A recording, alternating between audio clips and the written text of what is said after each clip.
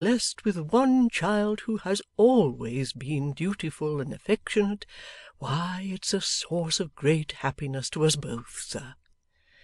'Of course it is. I have no doubt of it,' returned the notary in a sympathizing voice.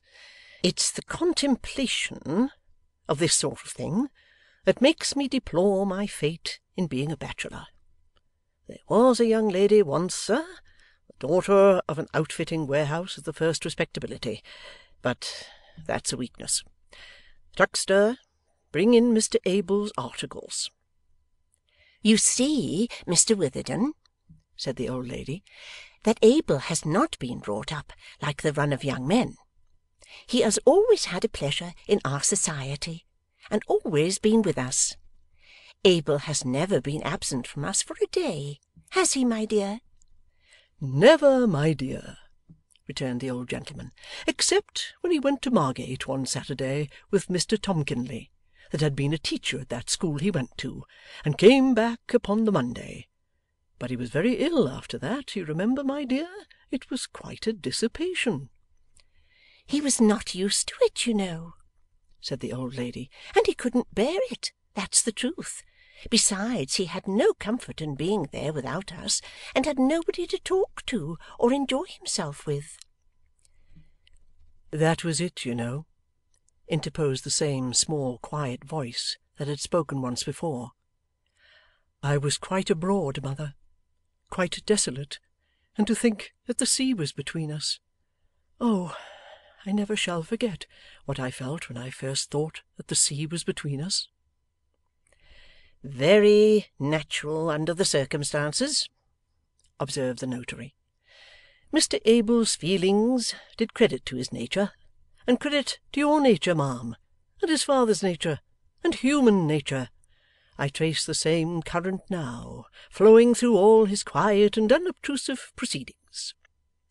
I am about to sign my name, you observe, at the foot of the articles, which Mr Chuckster will witness, and placing my finger upon this blue wafer with the vandyked corners, I am constrained to remark in a distinct tone of voice, don't be alarmed, ma'am, it is merely a form of law, that I deliver this as my act and deed. Mr Abel will place his name against the other wafer, repeating the same cabalistic words, and the business is over. You see how easily these things are done.' There was a short silence, apparently while Mr Abel went through the prescribed form, and then the shaking of hands and shuffling of feet were renewed, and shortly afterwards there was a clinking of wine glasses and a great talkativeness on the part of everybody. In about a quarter of an hour, Mr Chuckster, with a pen behind his ear and his face inflamed with wine, appeared at the door, and condescending to address Kit by the jocose appellation of young Snob, informed him that the visitors were coming out.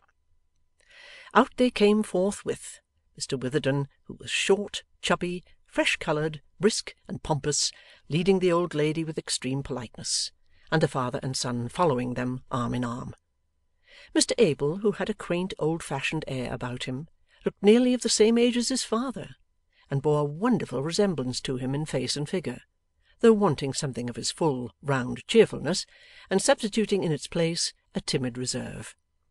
In all other respects, in the neatness of the dress, and even in the club foot, he and the old gentleman were precisely alike. Having seen the old lady safely in her seat, and assisted in the arrangement of her cloak and a small basket which formed an indispensable portion of her equipage, Mr Abel got into a little box behind, which had evidently been made for his express accommodation, and smiled at everybody present by turns, beginning with his mother and ending with the pony. There was then a great to-do to make the pony hold up his head, that the bearing rein might be fastened. At last even this was effected. The old gentleman, taking his seat and the reins, put his hand in his pocket to find a sixpence for Kit. He had no sixpence. Neither had the old lady, nor Mr Abel, nor the notary, nor Mr Chuckster. The old gentleman thought a shilling too much, but there was no shop in the street to get change at, so he gave it to the boy. 'There,' he said jokingly, 'I'm coming here again next Monday at the same time, and mind you're here, my lad, to work it out. 'Thank you, sir,' said Kit. 'I'll be sure to be here.' He was quite serious, but they all laughed heartily at his saying so, especially Mr Chuckster, who roared outright, and appeared to relish the joke amazingly.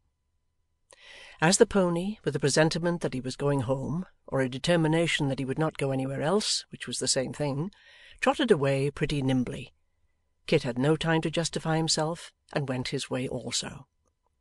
Having expended his treasure in such purchases as he knew would be most acceptable at home, not forgetting some seed for the wonderful bird, he hastened back as fast as he could, so elated with his success and great good fortune that he more than half expected Nell and the old man would have arrived before him. Chapter 14.